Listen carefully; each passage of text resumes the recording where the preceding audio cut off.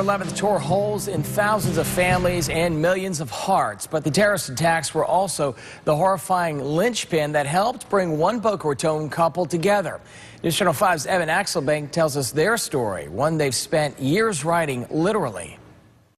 Joyce's first husband, Barry, collapsed and died on August 1st, 2001. Michael's first wife, Margaret, died 5 weeks later in the terrorist attacks of September 11th.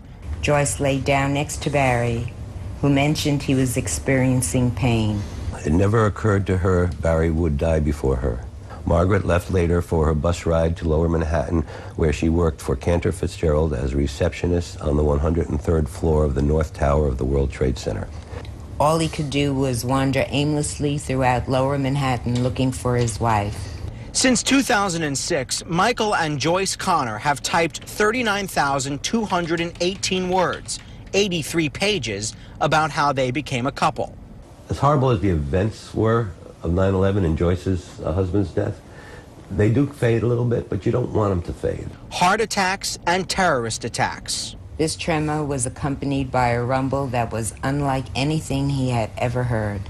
After the wind that propelled the dust storm subsided, the air was alive with a mixture of soft and gritty fine particles. Depression. The present showed no hope for the future. It would take a third sad event, a wake, to bring them together. Joyce's friend's mother-in-law died in August of 2002. Also at the wake was Michael, because the woman who died also happened to be his aunt. I said to him, my husband is gone 48 weeks, and he answered in the number of weeks that Margaret had been dead. They call the journal Double Nickels for 55, how old they both were when they met. You know, you go over the event before we wrote about it, and then the words just keep flowing. How long will it go? Well, they're currently writing the part about moving to Boca Raton, and sometimes they go for months without writing anything. Still, they're 50 pages past the moment when they fell in love. As any writer knows, there's always more proofreading to be done. How about that? Yeah, that looks better. Yet as much time as they've spent looking back, or maybe because of it, reread it, I must have been 100 times.